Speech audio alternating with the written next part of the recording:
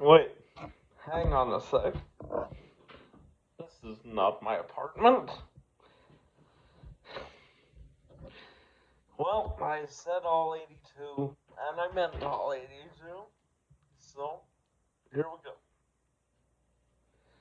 I'm Jake, I can't skate, and this is a Flames hockey game day recap. Good guys lose 4-0 to the Chicago Blackhawks. And was it close? The Flames had stretches where they pushed the play a little bit, but they were easily the second best team. And I can tell you that immediately because even Ryan Huska says so. When Ryan Huska, who's been pretty muted in his criticism of the team, even on bad nights, says he wasn't a fan of our game today, that should tell you pretty much everything you need to know, but we're gonna dive into it a little more anyways. So, first period, there's a fight by Joel Farabee. That's gonna be a running theme tonight, because the Flames dropped the gloves 3 times. Joel Farabee, Joel Hanley, and Mackenzie Weegar. And as I said in a previous recap video, I'm glad these guys wanna stick up for each other. I'm glad they care about each other. But the fights, they don't seem to matter. They're not moving the needle. So it's just taking guys off the ice. It's just wrecking the flow of play. If you're not gonna step up, the fight doesn't mean anything. I'm glad we're not the Leafs, but I'll take some more wins.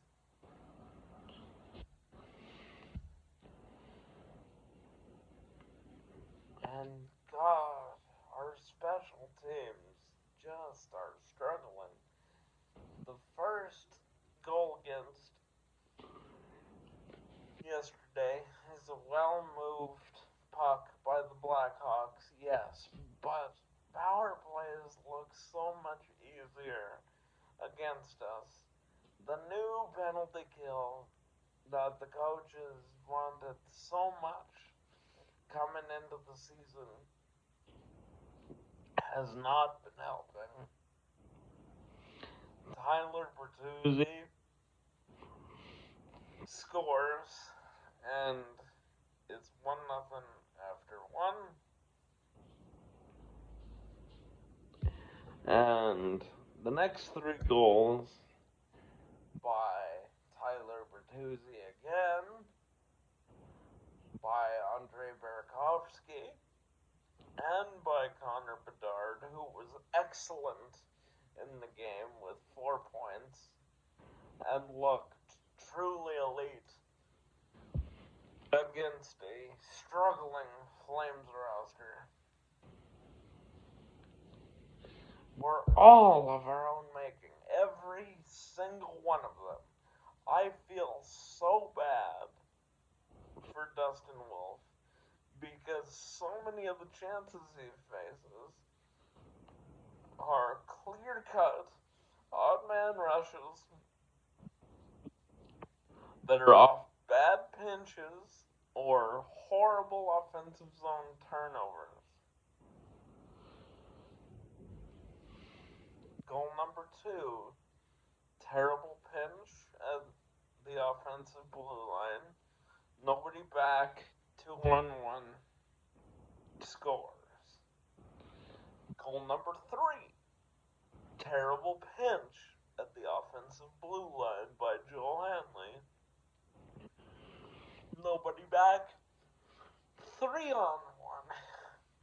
Bertuzzi, Bedard, and Burakovsky. And this time it's buried by Andrei Burakovsky, who has all day to pick a spot and make Dustin Wolf look small, because he can just walk into the slot wide open, and it's 3-0. And then with a couple minutes to go, Morgan Frost, trying to leave his own end, pressured by Connor Bedard,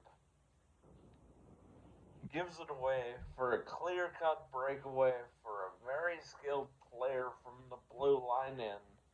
4-0. And what else do you want me to tell you? The team is 4-12. We're 4-12 through 16 games. And other than that first game in Edmonton that I was actually excited about, even though the same problems were cropping up and we stole the 2 points, none of the wins mattered. None of them have carried any weight. Even winning 2 in a row hasn't mattered, because we just completely keep dropping the ball. And it's the same problems. And if you watch the chase, they're not listening to the coaches. They're not winning the week. You can make fun of Ryan Huska talking about Chat GPT projecting our stats. He's not using Chat GPT to coach. I know that's the meme right now, and you're all funny. Chat GPT is coaching our team. He was using it as a teaching tool to increase shot volume and to not be okay with mediocrity. And right now, this roster is okay with losing. And this fan base is so hard for me to gauge right now, because you wanted this team to lose, but you don't like how they're doing it. And I understand what you're talking about, because you want it to be a lineup full of young guys. And even though you're getting the results you want, you're afraid that the young guys aren't developing. Honestly, like I said a couple of games ago, if we could do it, I'd rather have Zane Parekh in the AHL dominating there, but we can't do that. Unless he sits out 5 games in a row. This injury, and I hadn't touched on the injury yet, but Zane Parekh is out week to week. This injury could honestly be the best thing for his development, because I think he'll be out long enough that he will end up needing an AHL conditioning stint when he misses 5 games in a row. And so I think he's going to end up with some time on the Wranglers and be able to dominate, which is really what he needs. But it's just another blow to this team to see arguably one of our most skilled players have their season derailed as well. This has been the worst case scenario for the Flames to start the season, except in the case of the reverse standings. Thank you for watching.